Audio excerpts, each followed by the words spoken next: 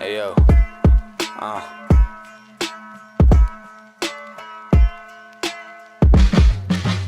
صدای مست بس کوچه‌ای میشنوی، نسلی که از بس کشته‌ای بیشترین تلفات داده از بس گوشه نمیاد طرفای ما، هر کسی گشته نمیده چون نبودم هیچ وقتی خوشته اوضاع مثل مرچه این زحمت کش ولی زیر پایم بود جای تعلق نگرفته همه کش طرف اروپا سنگ در پای ما بسته بینی او میرم پایین گذارید در کوچه ما بخوره کلش گپی کودت هاست قپای مال شدیم ولی کسی ندید تمی راحتی ره هیچ وقت نچشیدیم در زندگی دیگه میخوایی چی بیایه که کنه تاسیس سرم بدون یک فایل خراب شد هرچی که تاسیس کردم بیت المالم کلش پیسه شراب شد هرچی که دولتی بود گرفت لقب فاسد ترین شخص که جوانو در بینی آتیش کباب شد قاطی ارواح سر قبر رقص رواج شد تا صدای مکشیدم کت قنداق در فرقم زدم گفتین جواد چوب در چی روزگاری غرقم کردیم که راست کارم خراب از شواد چرد چون امو که حالی در جانم گرفت ساتره بارا خودش کتیم دوا خورد جوان اپر تو اینجا خود جیبتم پر از مواد کو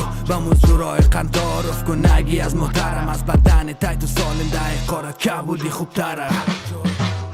اینجا از گریان از انفجار میشی شروع از اوایل تولد بر زنده ماندن پیشت شروع میمانن از انتظار چاق و سر شریان ماندن میشی دیوانه اینجا از گریان از انفجار میشی شروع از اوایل تولد بر زنده ماندن پیشت شروع میمانن از انتظار چاق و سر شریان ماندن میشی دیوانه و زور میخوانند گوشت سرود اینجا تنهایی به جان سر چوک لیلام است سکوه میماند شوشت فرو کنه هوای چتل آلوده شهر فلانه تا در خود نفامی از نیست به دیسه نابودی نسل فامیده خیلی وقته که پلان است خودی به قانونی پوره میکنه هزینه پولیس سر ما و امثال ما چنده هست که فشار است تا که یک روزی بکشم از این فیلم دیسته نه از سیاست بگم نه وظیفه می نیسته بچشی وضعیت را میبینم جگرم خون میشه که شارم رسیده در جایی که مسیرش فرو ریخته سرکوب میشه هرچی که گروه و جندشه